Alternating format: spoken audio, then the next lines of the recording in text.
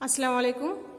Class 10 আগে ক্লাসে আমরা বহির্জাত প্রক্রিয়া ও তাদের দ্বারা সৃষ্ট ভূমিরূপ এই চ্যাপ্টারটা রিভিশন শুরু করেছিলাম এবং সেদিন আমরা নদী দ্বারা সৃষ্ট যে ভূমিরূপ বা নদী দ্বারা সৃষ্ট যে ভূমিরূপ ওইখানে যে শর্ট কোশ্চেনগুলো সেগুলো নিয়ে আমরা আলোচনা করেছিলাম। আজকে আমরা হিমবাহ দ্বারা মানে হিমবাহের ক্ষয়কাজ এবং সঞ্চয় কার্যের দ্বারা সৃষ্ট যে ভূমিরূপ সেগুলো নিয়ে একটু বলবো এবং এখান থেকে যে শর্ট কোশ্চেনগুলো আসার সম্ভাবনা আছে সেগুলো নিয়ে আলোচনা করব, ঠিক আছে? তো দেখো, আমরা জানি যে হিমবাহ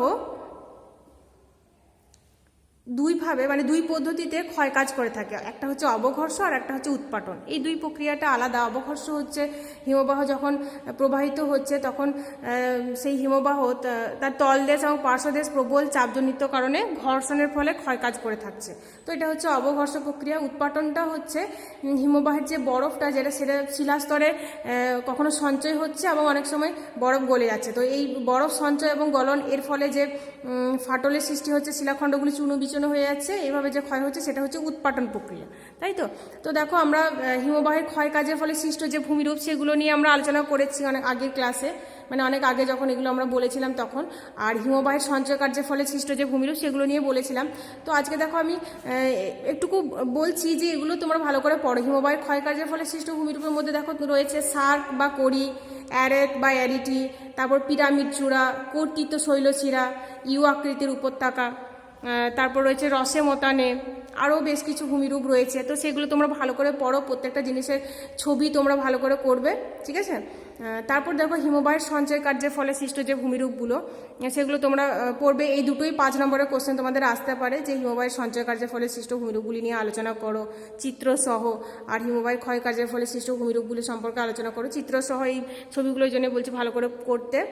তো হিমবাহের সঞ্চয় কার্যের ফলে সৃষ্ট ভূমিরূপের মধ্যে রয়েছে দেখো গ্রাবরেখা। আর গ্রাবরেখারও আবার বেশ কিছু ভাগ রয়েছে, যেমন প্রান্ত গ্রাবরেখা, ভূমি গ্রাবরেখা, পার্শ্ব গ্রাবরেখা, মধ্য গ্রাবরেখা, হিমাবদ্ধ গ্রাবরেখা, হিমতল গ্রাবরেখা। তো এই ভাগগুলো একটু তোমরা ভালো করে পড়বে। তারপর হিমবাহের সঞ্চয় কার্যের ফলে সৃষ্ট ভূমিরূপের মধ্যে রয়েছে দেখো বহিবিধৌত সমভূমি। বহিবিধৌত সমভূমি রয়েছে, এটা তোমরা ভালো করে পড়বে। তারপর রয়েছে দেখো ড্রামলিন, কেম, এসকার, ক্যাটল। তো এই সবগুলোই ভালো করে পড়ো তোমরা, ঠিক আছে? এখন আমরা এই যে হিমবাহ সম্পর্কে যে শর্ট কোশ্চেনগুলো সেগুলো নিয়ে একটু আলোচনা করব, ঠিক আছে? দেখো, ফার্স্টে লিখেছি আমি পৃথিবীর দীর্ঘতম হিমবাহ। পৃথিবীর দীর্ঘতম হিমবাহ কোনটি? পৃথিবীর দীর্ঘতম হিমবাহ হচ্ছে ল্যাম্বার্ট হিমবাহ, তাই তো? পৃথিবীর দীর্ঘতম হিমবাহ হচ্ছে আন্টার্কটিকার ল্যাম্বার্ট হিমবাহ। নেক্সট কোয়েশ্চেন দেখো, পৃথিবীর দীর্ঘতম ও বৃহত্তম মহাদেশীয় হিমবাহ। তো পৃথিবীর দীর্ঘতম ও বৃহত্তম মহাদেশীয় হিমবাহ হলো ল্যাম্বার্ট হিমবাহ। এটাও হচ্ছে আন্টার্কটিকার ল্যাম্বার্ট হিমবাহ, ঠিক আছে? নেক্সট কোয়েশ্চেন দেখো, পৃথিবীর দীর্ঘতম ও বৃহত্তম পার্বত্য হিমবাহ কোনটি? এটা আমরা সবাই জানি, আলাস্কার হুবার্ড। আলাস্কার হুবার্ড হচ্ছে পৃথিবীর দীর্ঘতম ও বৃহত্তম পার্বত্য হিমবাহ। নেক্সট কোয়েশ্চেন দেখো, পৃথিবীর বৃহত্তম পাদদেশীয় হিমবাহ কোনটি? তো এটা হচ্ছে আলাস্কার মালাস্পিনা।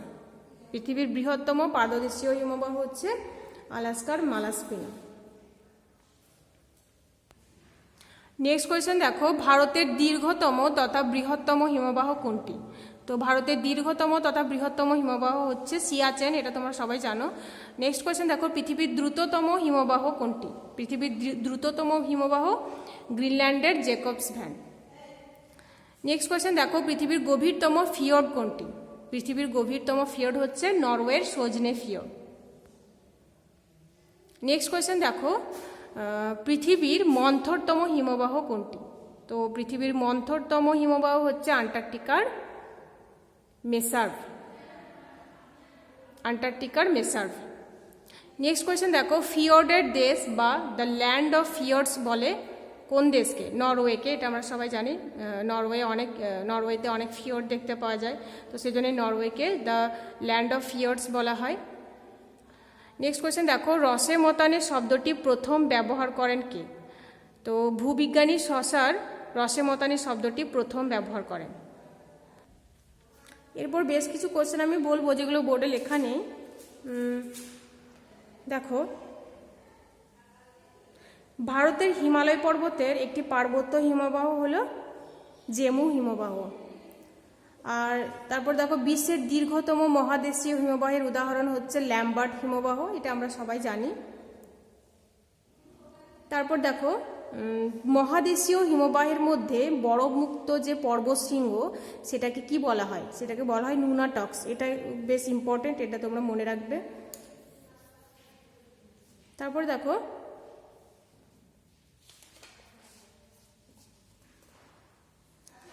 রসে মতানে ভূমিরূপ সম্পর্কে তোমরা অনেকেই জানো, হিমবাহের ক্ষয়কার্যের ফলে সৃষ্ট একটা ভূমিরূপ।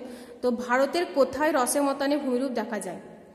তো কাশ্মীরের লিডার নদীর উপত্যকায় এই ভূমিরূপ দেখতে পাওয়া যায়, মানে রসে মতানে ভূমিরূপটি দেখতে পাওয়া যায়।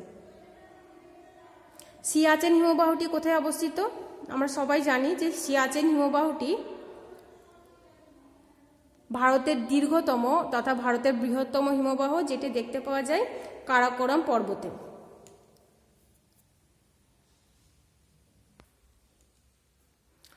এখন দেখো বোর্ডে আমি বেশ কিছু ওয়ার্ড লিখেছি যেগুলো খুবই ইম্পর্ট্যান্ট। তো এই ওয়ার্ডগুলো সম্পর্কে আমি একটু একটু করে বলবো। প্রথমে দেখো আমি লিখেছি যে হিমবাহ। তো এই যে ওয়ার্ডগুলো লিখেছি এগুলো থেকে তোমাদের 2 নাম্বার বা 1 নাম্বার কোশ্চেন আসতে পারে। তো এইগুলো সেজন্য তোমাদেরকে ভালো করে পড়তে হবে। প্রথমে দেখো রয়েছে হিমবাহ। তো তোমাদের এরকম কোশ্চেন আসতে পারে যে হিমবাহ কাকে বলে? তো হিমবাহ মানে আমরা জানি যে হিমবাহ হচ্ছে সুবিশাল একটা বরফের স্তূপ, মানে বিশাল বরফের স্তূপকে আমরা হিমবাহ বলি, যেগুলো মানে এই যে বিশাল বরফের স্তূপটি সুনির্দিষ্ট খাত বা উপত্যকা বরাবর মধ্যাকর্ষণ শক্তির প্রভাবে ধীরে ধীরে চলতে থাকে। তাহলে আমরা এটা এক কথায় বলতে পারি যে হিমবাহ হচ্ছে সুবিশাল বরফের স্তূপ যেটি সুনির্দিষ্ট খাত বা উপত্যকা বরাবর মধ্যাকর্ষণ শক্তির প্রভাবে খুব ধীরে চলমান। ঠিক আছে, তারপরে দেখো রয়েছে হিমরেখা। হিমরেখা কি? হিমরেখা হচ্ছে একটা কাল্পনিক রেখা, যে রেখার উপরে সর্বদা বরফ জমতে থাকে আর যে রেখা নিচে বরফ গলে জলে পরিণত হয়। তো হিমরেখার অবস্থানটা কিন্তু বিভিন্ন অঞ্চলে বিভিন্ন রকম। যেমন উচ্চ অক্ষাংশে হিমরেখার অবস্থান উঁচুতে, আর নিম্ন অক্ষাংশে যে অঞ্চলগুলো সেখানে হিমরেখার অবস্থান একদমই অনেক নিচে। তারপর দেখো নেক্সট যে শব্দটা লেখা আছে সেটা হচ্ছে হিমশৈল। হিমশৈল কি? হিমশৈল হচ্ছে সমুদ্রে ভাসমান যে বরফের স্তূপ বা পাহাড়, সেটাকে বলা হয় হিমশৈল। তাহলে আমরা এটা বলতে পারি যে হিমশৈল হচ্ছে সমুদ্রে ভাসমান বরফের স্তূপ বা পাহাড়। তো এই যে হিমশৈলরে কি হয়, সমুদ্রে যখন ভাসমান থাকে এর অল্প অংশ উপরে ভাসতে থাকে, বেশিরভাগটাই সমুদ্রের নিচে, মানে সমুদ্রের নিচে অবস্থান করে। তো আমরা উপর থেকে যখন দেখি তখন হিমশৈলটা দেখে মনে হয় যে মানে ছোট দেখে মনে হয়, কিন্তু তার অনেকটা অংশ সমুদ্রের নিচে তলিয়ে থাকে। তো এভাবেই 1919 সালেই মনে হয় যে টাইটানিক যে জাহাজ, বিশাল বড় জাহাজ অ্যাক্সিডেন্ট হয়েছিল, তো এই হিমশৈলের সঙ্গে অ্যাক্সিডেন্টের ফলেই হয়েছিল, এটা তোমরা সবাই জানো। তারপর দেখো রয়েছে বার্গস্রুন্ড। বার্গস্রুন্ড কি? বার্গস্রুন্ড হচ্ছে হিমবাহ ও পর্বতগাত্রের মধ্যে সৃষ্ট একটা গভীর এবং সংকীর্ণ একটা ফাটল। পর্বতারোহীরা যখন যায় তখন এই বার্গস্রুন্ডের ফলে অনেক সময় বিপদ হয়ে থাকে। বার্গস্রুন্ডে যদি কেউ পড়ে যায় তাহলে তার বেঁচে ফিরে আসা অসম্ভব। তারপর দেখো রয়েছে ক্রেভাস। ক্রেভাস কি? ক্রেভাস হচ্ছে হিমবাহের উপরে যে সমান্তরাল বা আড়াআড়ি যে ফাটল, সেটা হচ্ছে ক্রেভাস। দেখবে অনেক সময় তোমরা এই ক্রেভাস এবং বার্গস্রুন্ড এই দুটো কিন্তু গুলিয়ে ফেলো। এই দুটো গুলিয়ে ফেললে হবে না। বার্গস্রুন্ডটা হচ্ছে হিমবাহ এবং পর্বতগাত্রের মাঝখানে যে সৃষ্ট যে ফাটল, সেটা হচ্ছে বার্গস্রুন্ড। আর ক্রেভাস হচ্ছে হিমবাহের উপরিপৃষ্ঠে যে সমান্তরাল বা আড়াআড়ি ফাটল যেটা সৃষ্টি হয়, সেটা হচ্ছে ক্রেভাস। ঠিক আছে, নেক্সট কোয়েশ্চেন দেখো নুনাটক্স। নুনাটক্স কি? নুনাটক্স হচ্ছে মহাদেশীয় যে হিমবাহ, মানে মহাদেশীয় হিমবাহ যে অঞ্চল, সেই অঞ্চলে বরফমুক্ত পর্বতশৃঙ্গকে বলা হয় নুনাটক্স। অনেকটা এরকম হয় নুনাটক্সটা। ধর না এটা হচ্ছে পর্বতের এই অংশটা বরফমুক্ত থাকে, তো এই বরফমুক্ত পর্বতের এই অংশটাকে বলা হয় নুনাটক্স। এরপরে দেখো রয়েছে সিরাক। সিরাকটা কি? সিরাক হচ্ছে হিমবাহের মধ্যে যে খাদের সৃষ্টি হয়, তো তার পাশে যে বরফ জমে জমে একটা চূড়া সৃষ্টি হয়, তো সেটাকে বলা হয় সিরাক।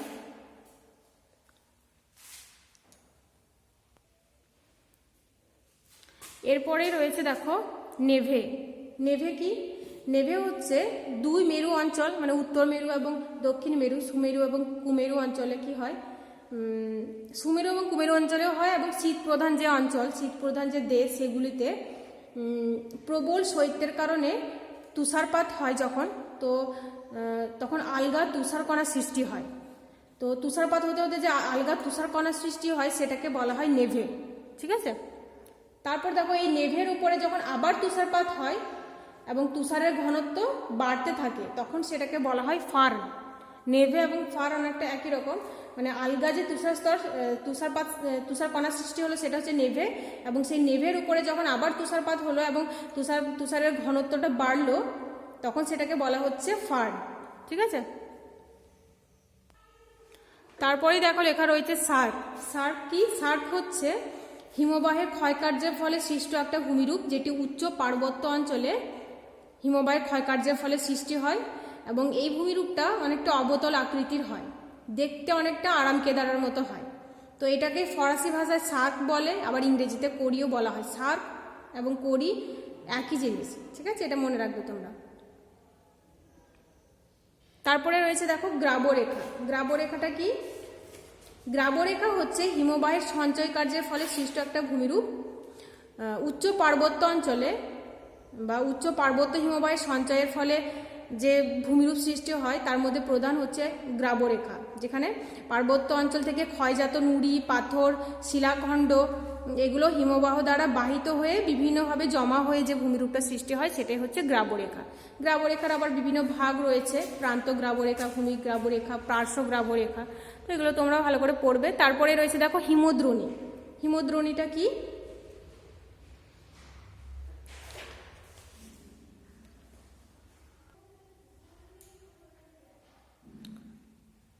হিমদ্রোণী হচ্ছে যে উপত্যকার মধ্য দিয়ে হিমবাহ প্রবাহিত হয়, সেই উপত্যকাটি কি হয়, হিমবাহের ক্ষয়কার্যের দ্বারা মসৃণ হয়ে যায়, অনেকটা প্রশস্ত হয়ে যায়, এবং তলদেশ এবং খাড়া ঢালযুক্ত, পার্শ্বদেশটা খাড়া ঢালযুক্ত হয়ে যায়, মানে তলদেশটা মসৃণ হয়ে যায় আর পার্শ্বদেশটা খাড়া ঢালযুক্ত হয়ে যায়।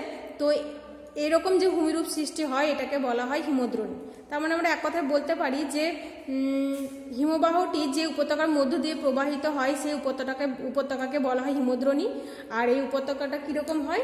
এই উপত্যকাটা তলদেশটা মসৃণ হয়ে যায় এবং পার্শ্বদেশ খাড়া ঢালযুক্ত হয়ে যায়।